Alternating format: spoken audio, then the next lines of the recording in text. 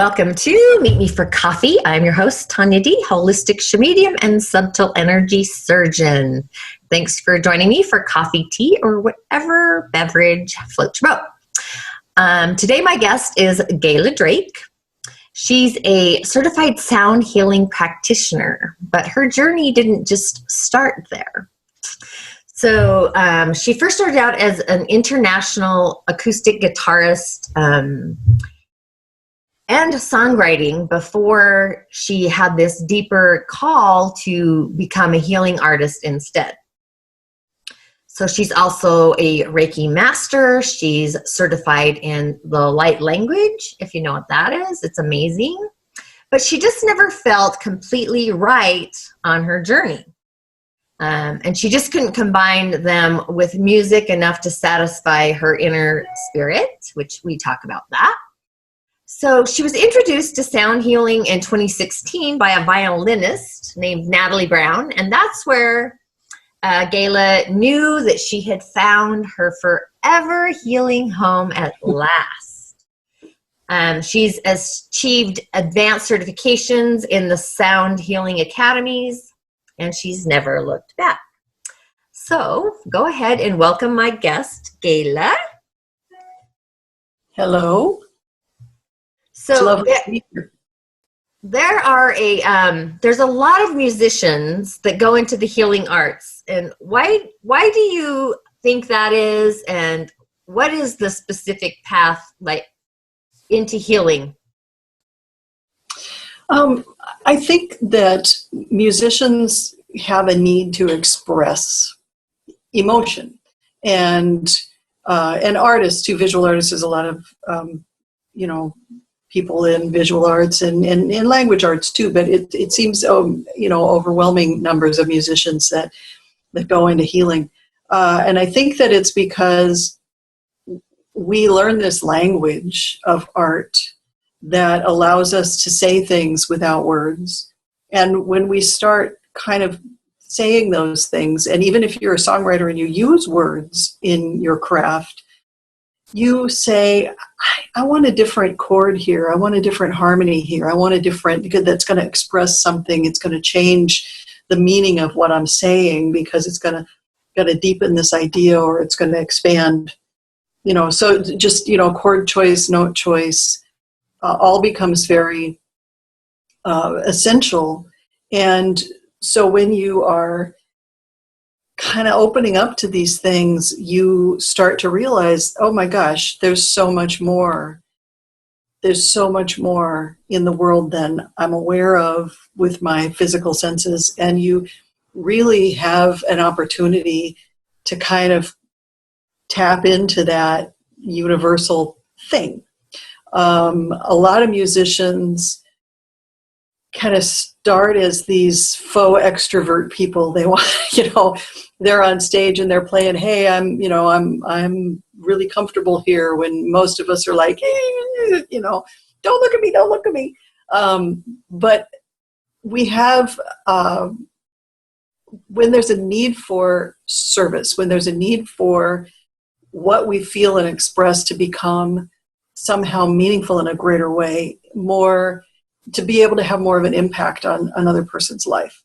But when I made my first CD back in 1995, I think it was, a friend of mine sent it to someone, a friend of his, and not knowing what was going on with her at the time, while she was in bed, suicidally depressed, had stopped eating, had stopped drinking.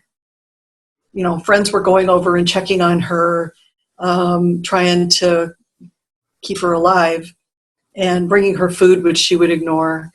But he sent her this package. Well, a friend came over, opened her mail, got this thing out, put it in the CD player. After it was done, she got out of bed and hit repeat. Oh, wow. And then she moved to the couch. And then she laid on the couch for a couple of days and just put it on continuous repeat. And then she got up and ate something, and then she took a shower. And when I got that story, I wept, because that was, to me, it was like, that's all worth it. That's absolutely the whole reason that I did this. And, you know, right there, to be able to have that much of an impact on somebody's life, that's what I want. And so back in 1995 is when really the great quest began for me to be able to have that kind of impact and to be of that kind of service. Standing on a stage playing a guitar at people, it doesn't serve, you know, I mean, it doesn't have that greater meaning that a lot of us crave. And so I think that musicians who have that sort of experience, or have someone walk up to them and say, your music changed my life, or your music got me through the hardest time I've ever been through, or whatever, we hear that and something in us says, I have to do this. I have to do this in a bigger, smaller way. Bigger as in I'm making a bigger impact on one person, smaller in I'm making a bigger impact on one person instead of 50,000 or 500 or, you know, even 20. So I think that is the pull that really starts to kind of make you open into the healing world. That was my direct experience anyway. So real quick, how many of these CDs have you created with these sounds? The Sound Healing CDs, not really. I haven't done any CDs with those. I have done numerous CDs of my guitar music and then songwriting. The most recent project was in 2014. I released a vinyl record called Aunt G and the Stone City Nephews, which I recorded with a band. They were called Kodiak Flats. Really an amazing bunch of young musicians, and so that was really fun. But I haven't really recorded a CD of sound healing music, although I am working on a collaboration with a friend who does guided relaxation. And we're not sure yet. We're thinking maybe CDs might happen. And it would be guided relaxation with the sound healing sounds, the therapy underneath. So that is, that's in the works right now. It sounds like magical, which we're going to find out. So how is the corona, I do call it COVID times. I was trying to remember the word I've been using, COVID times. So how has this corona impacted your business and what you do? And how are you finding different ways to work and serve others despite all this social distancing that we're experiencing? It's been pretty interesting. And in fact, I just had a long conversation with a massage therapist friend this morning, talking about just, when you are an on-the-body practitioner, you're done. There's nothing you can do. But with sound healing, with Reiki, with the light language, even some of the other kind of things that I have done tarot readings for decades. So when in that kind of world, I can do a lot more at a distance. I can meet with somebody on Zoom and do a reading for them. I can record a sound session and send it to them after I've done it. And when I'm working in your energy body, as you know, with Reiki, other forms of energy healing, you can be anywhere and I can be anywhere, and we're going to meet on the energetic level, and it's all going to happen. And so sound healing is definitely one of those vibrational energetic things. And so I can have a great impact on a person doing sound healing wherever they are and wherever I am. So that is still viable. And I have done quite a few sessions. I'm not as busy as I was. A lot of people come for, put the tuning fork here and make it stop hurting, please. Or put the big Himalayan bowl on my back and make it stop hurting. And that's wonderful. And I love the physicalness of that kind of a session too. And it just to see the pain erase and to see somebody get off of my table feeling like a new person, there's really not much in the world that can compare to that. So I have, though, come up with a way, and this is, I'm going to be making a special offer here. I am doing a 20-minute sound therapy recording and it's going to be customized for each person. I will talk to you on Zoom or on whatever, phone even, those old archaic telephone things. We can chat and discuss what it is that you're looking for, how, what you need. If there's an ongoing issue that you're having, for example, insomnia, I have a lot of ways to approach insomnia that the sound can really help to get you relaxed and down into a sleep state. So I'm calling them sound bites because they're 20 minutes. It's not a big commitment to listen to them. I don't know how anybody can sit down and listen to something for an hour. I really don't. So 20 minutes. And then, you can listen to it whenever, as often as you like. And I often ask that you don't listen while you're driving, but other than that, you can listen to it whenever. And that I'm pricing those at $50 for the 20-minute recording. But for listeners of this podcast, if you send me a note that says coffee, coffee with Tanya, I will give you $20 off of that. So it would be $30 for the recording. So they would just email you, correct? I'm going to have like your web address in the show notes, and they can email you. I have a contact page. If you go to, then you can fill out my appointment form, pick a time to visit, and put that in the notes, and I will get it. Okay, perfect. So, I love the idea of the sound bites, but when we were talking earlier before we started recording, you had mentioned seeing a trend within healthy people reporting symptoms very similar. The most common was like a lot of crying and uncontrollable crying for no apparent reason going on, and also feelings of an extreme to like feeling a lot of hopelessness and even severe fatigue. So what is your sense, or what do you think was going on, and what are some of the things you're doing to address stuff like that? So our autonomic nervous system is doing its job, is what I think. It's doing exactly what it was designed to do, which is to alert us to danger, to protect us. And when you are sheltering and you're home and you're safe, where do you run? You can't.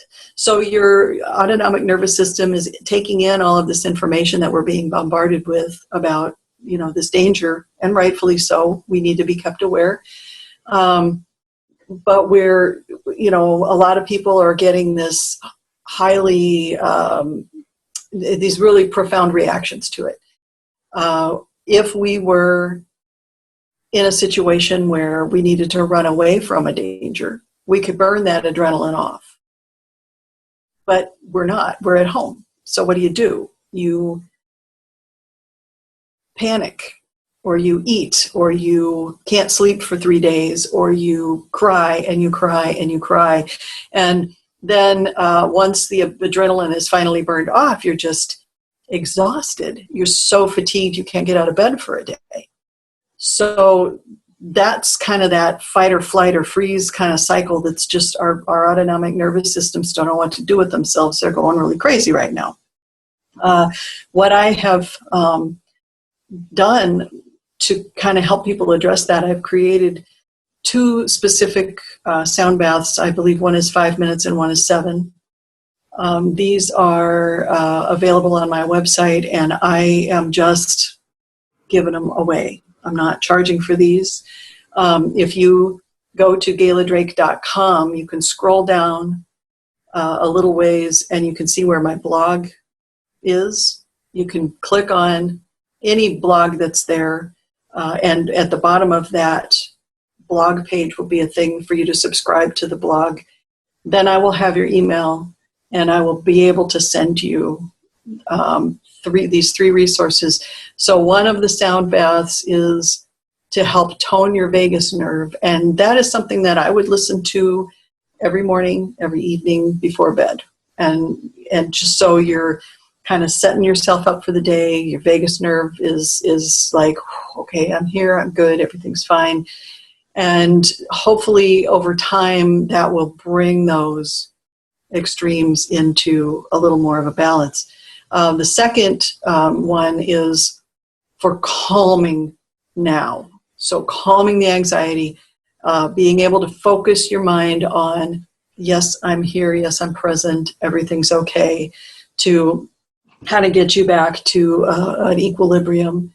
So the third thing that I will send you is a PDF that has 3 different exercises that are all breath-based to help you control that reaction and to come back from that reaction, so that when you're in a panic situation, you can, oh yeah, I can do this breathing thing. You breathe in for 4, you breathe out for 6, and that sends a message to the nervous system that, hey, everything really is okay. And it starts to kind of slow your heart rate, and then it slows your breathing slows down, and then pretty soon you're kind of getting back to it. Now, if you are in a crisis, if there is a real big problem and you're not handling reality, or you're talking to people that aren't there, or there's something like that, don't just think that breathing is going to get you back from that edge. You need to seek out professional help.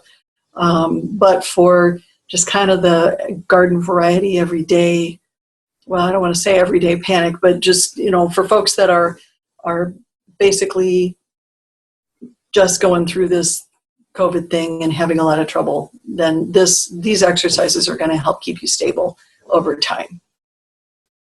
I love that. And it's nice that you're addressing, different levels of the COVID chaos, right? Like you said, it's that fight or flight or freeze or,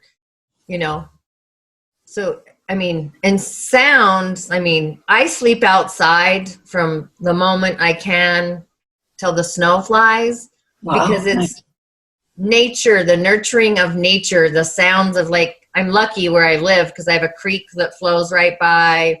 I have an owl, a woodpecker, all kinds of birds, snakes, my little village. But and it is, I think the sound is actually I'll say it's our original language before telepathy, before we used a language in general. But I love the sounds, just the piece of that. And I often find that the higher octave tones, like the sound baths, are more angelic in form. Have you found that? The higher your frequency goes, the higher the vibration. So your chakras start to kick in and respond at different frequencies. So, that's your lower, your root, your sacral, your solar plexus are going to respond to those lower frequencies. The heart starting to get up a little higher. So yeah, they do, that angelic consciousness is kind of what opens up when your brow chakra and your crown chakra really start to get activated. That's when you can kind of feel that angelic consciousness coming in, definitely. And yeah, I totally agree. Interesting thing about being outside, and I love it that you sleep outside, is the frequency of 8 hertz, 8 or 7.43, right, is the Schumann resonance, the mother. Recently, some sound scientists discovered that it's a sort of a range between 7 and 8 hertz. That if you expose a person to that frequency, it tells the brain to start creating serotonin, which is fascinating. We kind of live indoors. We're in our cars. We're in our work building. We don't get outside very much. And there's this real epidemic that's been going on for quite some time of people who are really depressed, unmotivated. There's a certain amount of exhaustion, burnout, all of these things. If you were to go and spend 20 minutes a day sitting just on the ground, sitting outside, being in this frequency of the 7.43 to 8 hertz, that's the mother singing to you, and that's going to tell your brain to start creating serotonin, and that's going to open up all these other things that, you're going to feel better, and you're going to think clearer, and you're going to sleep better at night. All of the good things that we want our bodies to do are going to start happening more regularly. We don't have the ability to hear that. Our ears can only hear down to 20 hertz, but a sound healer can use combinations of frequencies to get you to 8 hertz, to create what we call the third wave. So if I'm using 128 hertz and 136 hertz tuning forks, one on either side of your head, so that I'm giving each ear one of those frequencies, that 136 minus 128 is 8 hertz.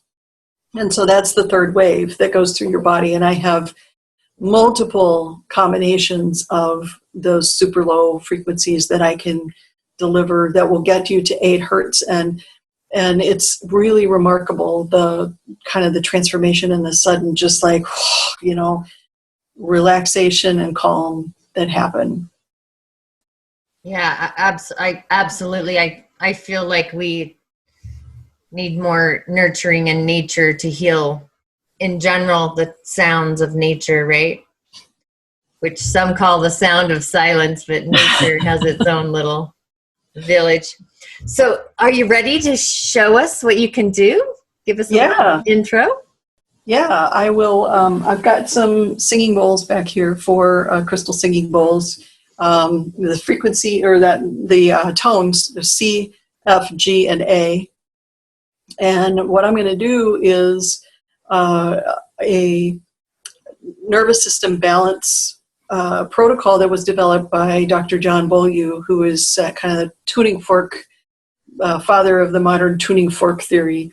And I have found this to be indispensable. It's just a nervous system. The whole nervous system kind of gets a little bit of a relaxation and toning.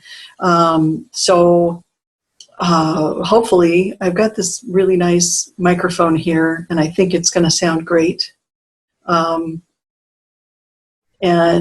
you should just kind of sit back, close your eyes, and enjoy it. It should take about 5-6 minutes. Perfect. Sounds amazing to me. I'm ready. Okay. I got to take my headphones out so I won't be able to hear you. Okay. Oh, I can kind of hear you.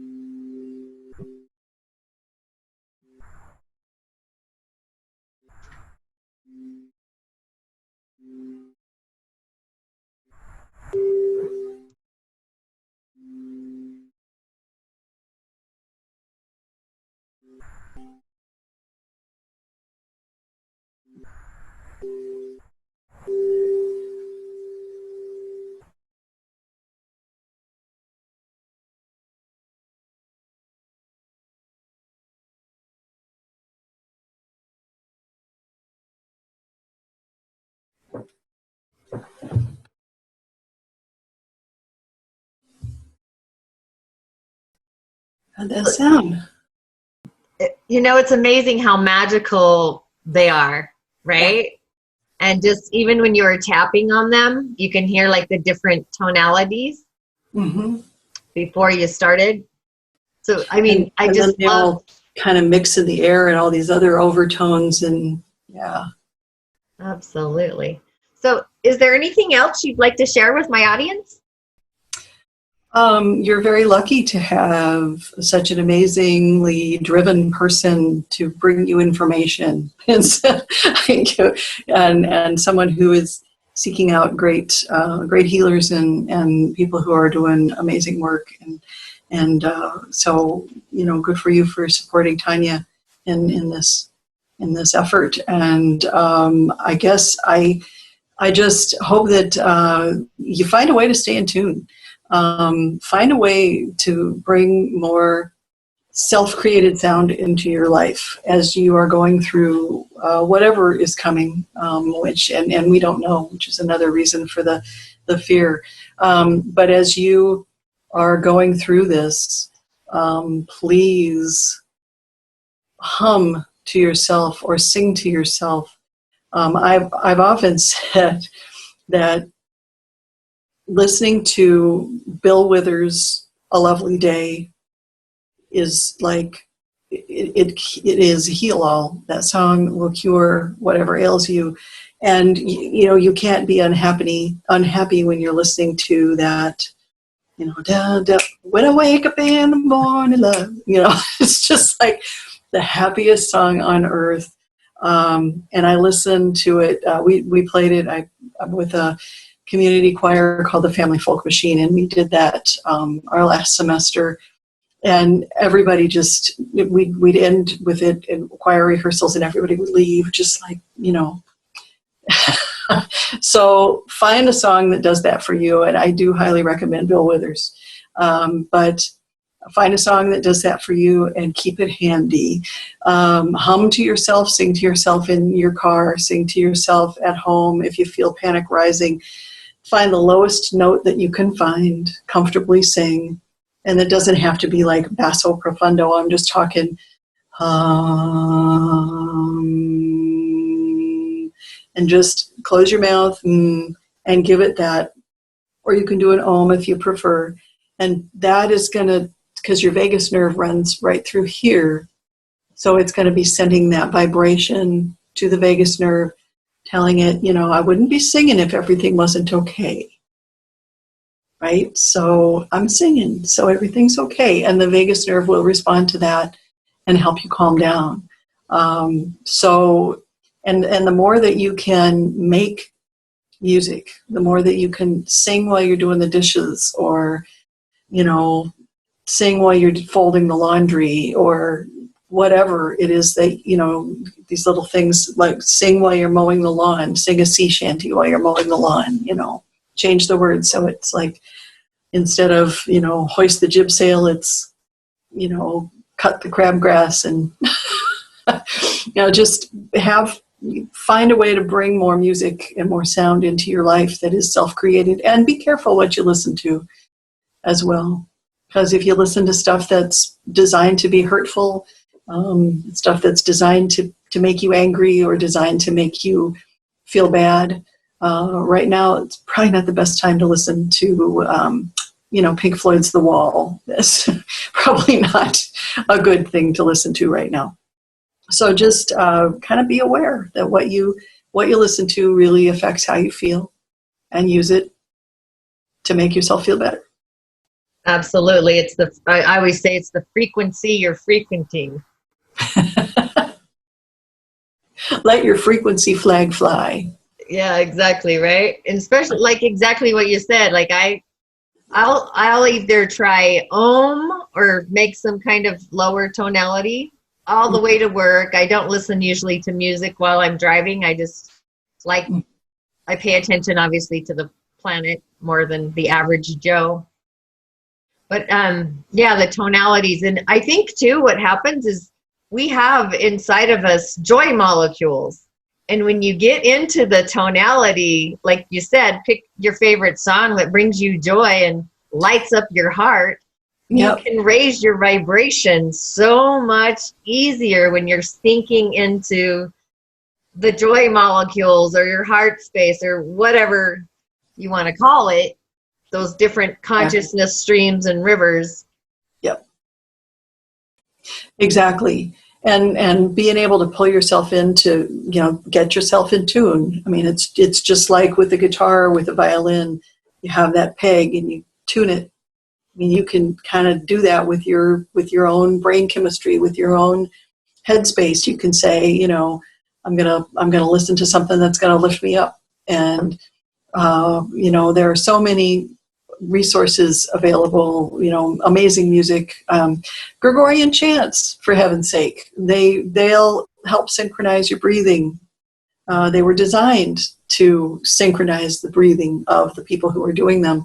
And that's why they're so therapeutic. And you don't have to understand any of the language or what's going on there. You just, if you just listen and let yourself breathe along, and maybe even hum along with it, it's amazingly therapeutic and calming.